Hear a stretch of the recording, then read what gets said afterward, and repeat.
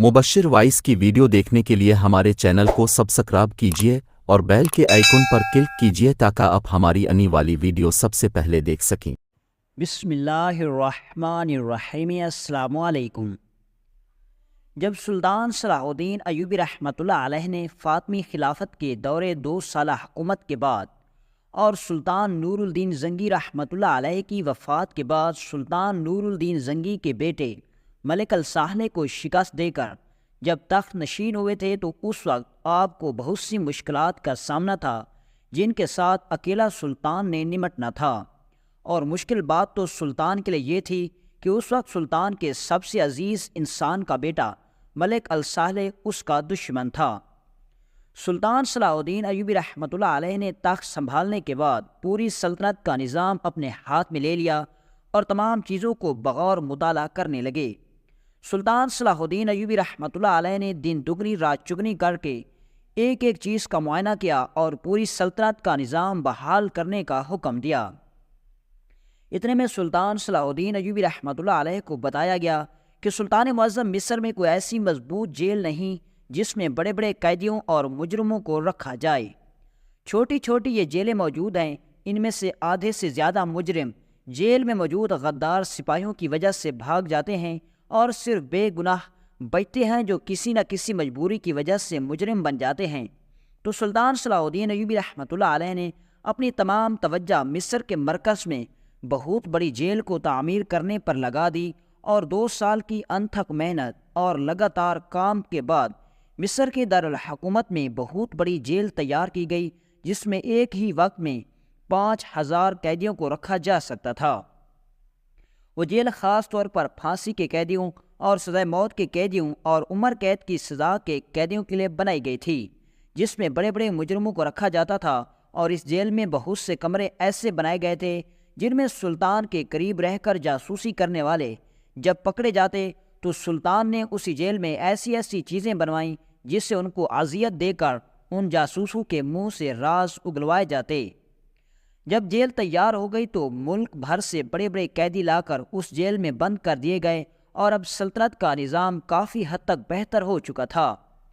सुल्तान Salahuddin Ayyubi रहमतुल्लाह अलैह ने अली बिन सुफियान से मशवरा किया और बताया कि मैं चंद सिपाहियों के साथ जेल का दौरा करने जा रहा हूँ। मैं अपनी आंखों से देखना चाहता हूँ कि जिस मकसद के लिए मैंने उस जेल को तामीर करवाया क्या उस जेल में उसी तरह का निज़ाम है या फिर कोई गड़बड़ तो नहीं। सुल्तान सलाहुद्दीन अय्यूबी रहमतुल्लाह अलैह अपने चंद अहम और बहादुर सिपाहियों के साथ घोड़े पर सवार हुए और जेल की तरफ रवाना हो गए। चंद घंटों के बाद दोपहर का वक्त था। सुल्तान सलाहुद्दीन अय्यूबी रहमतुल्लाह अलैह मिस्र की सबसे बड़ी जेल में पहुंच चुके थे। जेलर ने सुल्तान सलाहुद्दीन अय्यूबी रहमतुल्लाह अलैह का भरपूर इस्तकबाल किया और सुल्तान को उस जेल का निज़ाम दिखाने के लिए सुल्तान को एक ऐसी जगह ले गए जहां एक नौजवान 17 साल लड़के को फांसी देने वाले थे।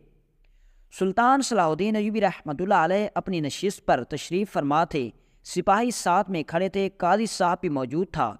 जेलर का इंचार्ज भी सुल्तान की उस दाएं तरफ मौजूद था और अब जल्लाद ने नौजवान को फांसी देने के लिए अपनी तलवार नयाम से निकाली तो इतने में काजी साहब ने कहा कि जिस तरह हमारे सुल्तान का हुक्म है कि किसी भी कैदी को सज़ाए मौत देने से पहले उसकी आखिरी ख्वाहिश ज़रूर पूछनी चाहिए, लिहाजा इस नौजवान 17 साल लड़के को फांसी देने से पहले उसकी आखिरी ख्वाहिश पूछी जाए। सुल्तान सलाहुद्दीन अय्यूबी रहमतुल्लाह अलैह उस नौजवान को बड़े बागौर से देख रहे थे। वो नौजवान शक्ल से किसी भी तरीके से मुजरिम नहीं लगता था, जिसके हाथ दूध की तरह सफ़ेद, जिसका चेहरा मक्खन से ज़्यादा नरम व मुलायम था। सुल्तान सोच रहा था कि आखिर ये नौजवान कैसे कातिल हो सकता है। सुल्तान सलाहुद्दीन अय्यूबी रहमतुल्लाह अलैह ये सारा मंजर देख रहे थे। सुल्तान सलाहुद्दीन अय्यूबी रहमतुल्लाह अलैह ने कादी साहब को कहा कि इस कैदी से मैं खुद उसकी आखिरी ख्वाहिश पूछूंगा। सुल्तान अपनी नशिस्त से उठे और उस कैदी के पास गए और कहा, जैसा कि तुम जानते हो कि अब तुम्हारी ज़िंदगी के आखिरी लम्हे चल रहे हैं, तुम्हें फांसी होने वाली है, लिहाजा तुम्हारे दिल में कोई आखिरी ख्वाहिश हो तो बता दो, उसको पूरा करने की पूरी कोशिश की जाएगी। तो ये देखकर वो नौजवान मुस्कुराने लगा। उसकी मुस्कुराहट को देखकर तमाम लोग हैरान हो गए कि इसके सर पर फांसी का फंदा लटक रहा है और ये हंस रहा है। लेकिन उस नौजवान की मुस्कुराहट ने سلطان صلاح الدین ایوبی رحمۃ اللہ علیہ کو پریشانی میں ڈال دیا تھا۔ سلطان صلاح الدین ایوبی رحمۃ اللہ علیہ کو اس مسکراہٹ میں تجسس پیدا ہو رہا تھا۔ سلطان نے اس نوجوان سے پوچھا، آخر اس مسکراہٹ کے پیچھے کیا راز ہے؟ تو اس نے کہا، کیا آپ میری خواہش آخری کر کے پوری کرو گے؟ تو سلطان نے کہا، بے شک۔ تو اس نوجوان نے کہا، میری آخری خواہش یہ ہے کہ میری پھانسی کو 2 دن کے لیے ملتوی کر کے میری 2 دن کے لیے شادی کر دی جائے۔ جب یہ بات اس نوجوان نے کہی تو تمام لوگ اس کو حیرانی سے دیکھنے لگے کہ یہ ایک ایسا عجیب انسان ہے۔ ہم نے سوچا تھا کہ یا تو یہ پھر اپنے ماں باپ سے ملنے کی خواہش کرے گا، یا پھر اس نے کسی سے قرض لینا ہوگا یا دینا ہوگا، اس کی بات کرے گا، یا پھر اپنے بوڑھے ماں باپ کی مدد کے لیے سلطان سے کچھ مدد مانگے گا، لیکن یہ عجیب خواہش کر رہا ہے۔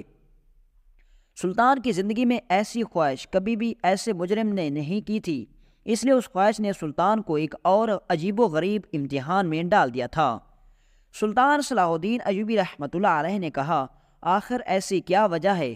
تجھے پتہ ہے کہ تمہارے سر پر پھانسی کا پھندا لٹک رہا ہے، اور اگر تیری سزا 2 دن کے لیے ملتوی بھی کر دی جائے تو تم 2 دن میں شادی کر کے کیا کرنا چاہتے ہو؟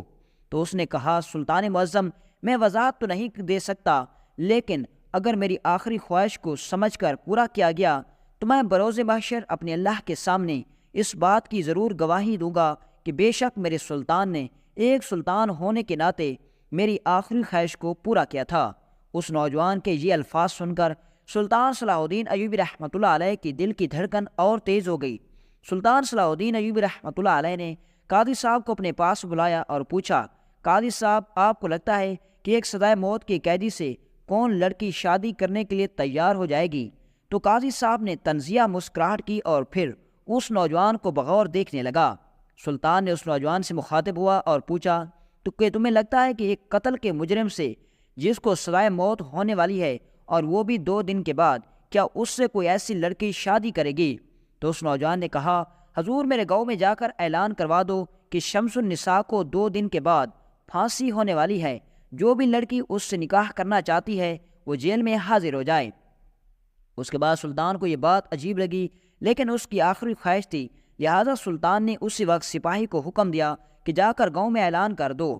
سلطان کا سپاہی اسی وقت گاؤں کی طرف روانہ ہو گیا اور جا کر پورے گاؤں میں یہ اعلان کر دیا کہ شمس النساء کو 2 دن کے بعد پھانسی ہونے والی ہے، ان 2 دنوں میں جو بھی لڑکی اس سے شادی کرنا چاہتی ہے وہ جیل میں حاضر ہو جائے۔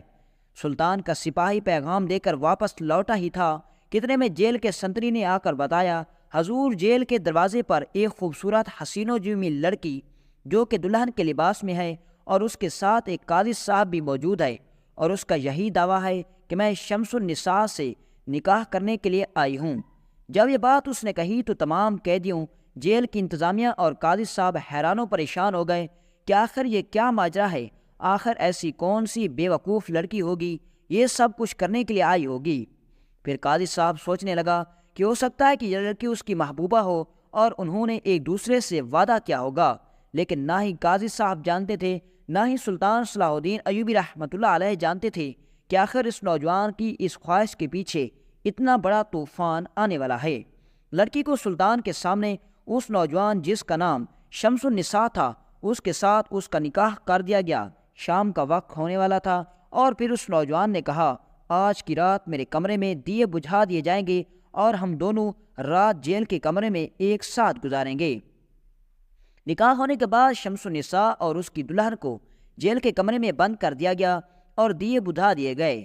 جیلر دروازے پر موجود چند قدم حفاظت کے لیے تعینات رہا۔ سلطان صلاح الدین ایوبی رحمۃ اللہ علیہ اپنے محل کی طرف لوٹ گئے۔ جب صبح تہجد کا وقت ہوا تو اندر سے لڑکی نے آواز دی کہ کمرے کا دروازہ کھولا جائے۔ سپاہی نے دروازہ کھولا تو وہ لڑکی جو کہ دلہن کے لباس میں موجود تھی وہ جیل کے کمرے سے نکلی اور اچانک نظروں سے غائب ہو گئی۔ سپاہی نے سوچا کہ شاید اس لڑکی کو اپنے 2 دن کے دلہے سے خوف آ گیا ہوگا، اس لیے یہ جلدی جلدی اس کو چھوڑ کر بھاگ گئی۔ وقت گزرتا رہا، جب سورج طلوع ہوا اور جیسے ہی اس سپاہی نے اندر جھانک کر دیکھا تو اس کے پیروں تلے زمین نکل گئی، کیونکہ اس شمس النساء کے کمرے میں ایک لڑکی موجود تھی جس نے مردوں والے کپڑے پہنے ہوئے تھے اور شمس النساء وہاں سے غائب ہو چکا تھا۔ جب سپاہی نے یہ سارا منظر دیکھا تو اسی وقت دوڑنے لگا اور جیل انچارج کے پاس گیا اور اسے ساری صورتحال کے بارے میں بتایا۔ جب جیل انچارج نے یہ سب سنا تو اس کے پیروں تلے زمین نکل گئی اور کہا، اب میں سلطان صلاح الدین ایوبی رحمۃ اللہ علیہ اور قاضی صاحب کو کیا جواب دوں گا کہ میں ایک مجرم کو قابو میں نہ رکھ سکا اور وہ ہمیں اتنا بڑا دھوکہ دے کر وہاں سے بھاگ گیا۔ جب اس بات کی خبر قاضی صاحب کو ملی تو قاضی صاحب اسی وقت دوڑتا ہوا جیل میں پہنچ گیا اور آ کر انچارج سے معلوم کیا تو جیل انچارج نے ساری صورتحال کے بارے میں بتایا۔ اب قاضی صاحب نے کہا کہ جو لڑکی اس وقت شمس النساء کی جگہ کمرے میں موجود ہے، میں اس سے ملاقات کرنا چاہتا ہوں۔ جیل کا انچارج قاضی صاحب کو اس لڑکی کے پاس لے کر گیا۔ قاضی صاحب نے اس سے سوال کیا، یہ بات تم بھی اچھی طرح جانتی ہو کہ ہم تمہیں شمس النساء کی جگہ پھانسی تو نہیں دے سکتے، لیکن تمہیں ساری زندگی اسی جیل میں ہی گزارنی ہوگی، کیونکہ تم نے ایک مجرم کو بھگانے میں اتنی بڑی مدد کی۔ اس طرح کی محبت میں نے اپنی زندگی میں کبھی نہیں دیکھی۔ کیا تم دیوانی ہو یا پھر پاگل ہو؟ تو وہ لڑکی کہنے لگی، آپ جیسا سمجھ لیں، لیکن آپ شمس النساء کے بارے میں آپ سب لوگ غلط سوچ رہے ہیں۔ حتیٰ کہ سلطان صلاح الدین ایوبی بھی اس پر اعتبار نہ کیا کہ اتنا معصوم لڑکا اتنی چھوٹی سی عمر میں قتل کیسے کر سکتا ہے۔ جب اس بات کی اطلاع سلطان صلاح الدین ایوبی رحمۃ اللہ علیہ کو ملی تو سلطان نے فوراً اس لڑکی کو عدالت میں حاضر ہونے کا حکم دیا۔ قاضی صاحب کے سپاہی اور قاضی صاحب اس لڑکی کو لے کر سلطان کی عدالت میں حاضر ہو گئے۔ سلطان نے اس لڑکی سے پوچھا، آپ مجھے ساری صورتحال کے بارے میں بتاؤ کہ آخر شمس النساء کس وجہ سے تمہیں زندان میں اپنی جگہ چھوڑ کر گیا؟ کیا تم نے اس کی جگہ قربانی دی یا پھر کوئی اور معاملہ ہے؟ تو اس لڑکی نے کہا، سلطان معظم، بے شک میں نے شمس النساء کو بھاگنے میں مدد کی، لیکن شمس النساء نے کچھ عام فرائض کو سونپنا تھا، جس کو سونپنے کے بعد شمس النساء واپس مقررہ وقت پر اپنی پھانسی سے پہلے ضرور پہنچ جائے گا۔ یہ بات سلطان نے سنی تو بڑا حیران ہو گیا کہ آخر ایسا کون سا کام ہے جس کو شمس النساء پورا کرنا چاہتا تھا، اور سلطان اس بات پر بھی حیران ہوا کہ پھر اس نے شادی والی خواہش کی جگہ اس خواہش کا اظہار کیوں نہیں کیا کہ میں نے کسی فرض کو سونپنا ہے۔ اب مقررہ وقت پر اس کا انتظار کیا جانے لگا۔ مقررہ وقت ہو گیا لیکن شمس النساء ابھی تک نہیں پہنچا تھا۔ تمام لوگوں کے دلوں میں سوال اٹھ رہے تھے کہ آخر اس لڑکی کا کیا انجام ہوگا۔ سلطان صلاح الدین ایوبی رحمۃ اللہ علیہ عدالت میں موجود تھے۔ تمام لوگ شمس النساء کا انتظار کر رہے تھے کہ آخر شمس النساء مقررہ وقت پر اپنی پھانسی کے وقت پر نہ پہنچا تو اس لڑکی کو کیا سزا ملے گی؟ کیا لڑکی اپنی محبت کے بدلے میں قربان ہو جائے گی یا پھر شمس النساء واپس آ جائے گا؟ کیونکہ تمام لوگوں کے دلوں میں یہی سوال تھا کہ کون ایسا عقل مند آدمی ہوگا جو ایک بار پھانسی سے بچ کر جائے گا اور دوبارہ گلے میں پھندے کو ڈالنے کے لیے آ جائے۔ لیکن شمس النساء کے پیچھے کوئی اور ہی کہانی تھی۔ چاند لمحے گزرے کہ شمس النساء دوڑتا ہوا عدالت میں حاضر ہوا اور آ کر کہا، میں اپنے مقررہ وقت پر پہنچ چکا ہوں، لہٰذا میری بیوی کو باعزت رہا کیا جائے۔ جب سلطان صلاح الدین ایوبی رحمۃ اللہ علیہ نے اس کی حالت دیکھی تو اس کو ایک ٹھنڈا مشروب پلانے کا حکم دیا۔ جب اس کی سانسیں بحال ہو گئیں تو سلطان صلاح الدین ایوبی رحمۃ اللہ علیہ نے اس سے سوال کیا کہ سب سے پہلی بات تو یہ ہے کہ آخر تم نے ایسا کون سا فرض سونپنا تھا جس کو سونپے بغیر تم اپنی موت کو گلے نہیں لگا سکتے تھے؟ اور دوسری بات یہ کہ تم بھی یہ بھی جانتے ہو کہ اگر تم واپس مقررہ وقت پر نہ پہنچتے تو ہم تمہاری جگہ پر اس لڑکی کو کبھی پھانسی پر نہ چڑھاتے، اور ہو سکتا تھا کہ ہم اس لڑکی کو رہا کر دیتے تو اس طرح تمہاری جان بھی بچ جاتی۔ تو اس نے کہا، سلطان معظم، بے شک مجھ سے قتل ہوا لیکن میں بے وفا اور جھوٹا نہیں ہوں۔ جب اس نے یہ بات کہی تو اس کی بات سلطان کے دل کو جا لگی۔ سلطان نے اس سے پوچھا کہ مجھے تیری بات کی سمجھ نہیں آ رہی، تم مجھے ساری صورتحال کے بارے میں بتاؤ۔ آخر تم نے کس کا قتل کیا؟ تمہیں کیوں قاضی نے پھانسی کا حکم سنایا؟ اور تم کون سا فرض پورا کرنے کے لیے گئے تھے؟ تو اس نے کہا، سلطان معظم، میں اپنی محبوبہ سے اپنی جان سے بھی بڑھ کر پیار کرتا تھا۔ یہ لڑکی ایک چھوٹے سے حکیم کی بیٹی ہے، لیکن ہمارے گاؤں کے جب 2-3 لڑکوں کو پتہ چلا کہ میں حکیم صاحب کی بیٹی کو پسند کرتا ہوں تو وہ حسد میں حکیم صاحب کی بیٹی کو بری بری نظروں سے دیکھتے اور ہر روز اس کو تنگ کرتے، حتیٰ کہ بات یہاں تک پہنچی کہ ایک دفعہ حکیم صاحب اپنے طبیب خانے سے مریضوں کے ہجوم کی وجہ سے لیٹ پہنچے تو ان تینوں نے موقع پا کر حکیم صاحب کے گھر میں گھس گئے اور حکیم صاحب کی بیٹی کی عزت پر حملہ کر دیا۔ لیکن یہ میری خوش قسمتی تھی کہ میں کسی کام کی وجہ سے اسی وقت حکیم صاحب کے گھر کے پاس سے گزر رہا تھا۔ جب میں نے حکیم صاحب کی بیٹی کی چیخنے کی آواز سنی تو دوڑتا ہوا اس کے گھر میں گیا تو دیکھا کہ 3 نوجوانوں نے حکیم صاحب کی بیٹی کو گھیرا ہوا ہے۔ میں نے ان کو کہا کہ تم ابھی اور اسی وقت اس کو چھوڑ کر چلے جاؤ ورنہ انجام برا ہوگا۔ تو ان تینوں نے خود کو مجھ پر غالب سمجھا اور کہا کہ ہم نہیں جا رہے، تم کیا کر لو گے؟ میں نے انہیں بہت سمجھانے کی کوشش کی کہ تم یہاں سے چلے جاؤ، الٹا انہوں نے مجھ پر قتل کرنے کے لیے حملہ کیا اور حکیم صاحب کی بیٹی کے کپڑے پھاڑنے لگے۔ جب میں نے صورتحال ہاتھ سے جاتے ہوئے دیکھی تو میں نے اسی وقت ایک خنجر نکالا اور ان تینوں کو اسی وقت قتل کر دیا، اور میں نے اپنی جان بچانے کی خاطر اور حکیم صاحب کی بیٹی کی عزت کی خاطر میں نے ان تینوں کو قتل کر دیا، اور اس بات کے تمام گاؤں والے گواہ تھے۔ لہٰذا قاضی صاحب نے 3 آدمیوں کے قتل کے جرم میں مجھے پھانسی کی سزا سنا دی۔ یہ سن کر سلطان صلاح الدین ایوبی بڑا حیران و پریشان ہو گیا۔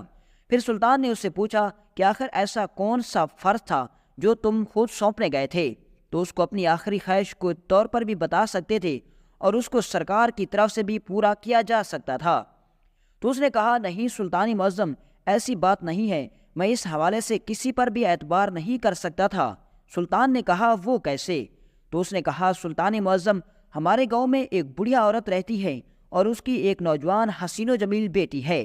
اس بوڑھی عورت نے اپنی ساری زندگی کی جمع پونجی سے اپنی بیٹی کے لیے زیورات اور چاند سونے کے سکے بنا کر رکھے ہوئے تھے، اور چور ڈاکو کے خطرے کی وجہ سے اس نے مجھے امانت دی ہوئی تھی، اور اس امانت کو میں نے جنگل میں جا کر چھپا دیا تھا۔ لہذا مجھے کسی پر اعتبار نہیں تھا کہ اگر میں کسی کو اس بارے میں بتا دوں گا تو وہ صحیح سلامت اس امانت کو بوڑھی عورت تک پہنچائیں گے، اور اس لیے میں اس بوجھ کے ساتھ نہیں مرنا چاہتا تھا کہ اس بوڑھی کی امانت اس تک نہ پہنچے۔ مجھے ڈر تھا کہ میرے بعد بوڑھی عورت اور اس کی بیٹی کا کیا ہوگا، اس لیے میں نے یہ شرط رکھی، اور اسی دوران میں نے جنگل جا کر وہ سونے کے سکے اور زیورات نکالے اور بوڑھی عورت کے حوالے کرتے ہوئے اس سے خدا حافظ کہہ کر وہاں سے چلا آیا۔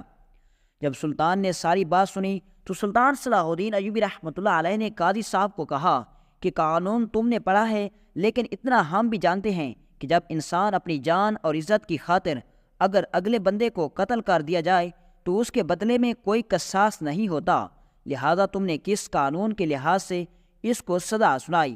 قاضی صاحب سر جھکائے کھڑا ہو گیا۔ اب سلطان صلاح الدین ایوبی رحمۃ اللہ علیہ نے اس نوجوان کو، شمس النساء کو اور اس لڑکی کو باعزت رہا کر دیا، اور سلطان صلاح الدین ایوبی رحمۃ اللہ علیہ نے اس کی امانت داری اور دیانتداری کے بدلے میں 1000 سونے کے سکے بھی تحفے میں دیے، اور اسی طرح وہ سلطان صلاح الدین ایوبی رحمۃ اللہ علیہ سے اجازت لے کر وہاں سے چلے گئے۔ لیکن ایک بات سچ ہے کہ ایسی صورتحال میں صرف سچا چاہنے والا ہی مدد کر سکتا ہے، جس طرح شمس النساء کی محبت، جو کہ ایک غریب حکیم کی بیٹی تھی، اگر حکیم کی بیٹی وفا نہ کرتی تو شاید شمس النساء کی بے گناہی کبھی ثابت نہ ہوتی۔ اس لیے دوستو، چاہے کچھ بھی حالات ہو جائے، کبھی اپنے چاہنے والوں کا ساتھ نہ چھوڑنا۔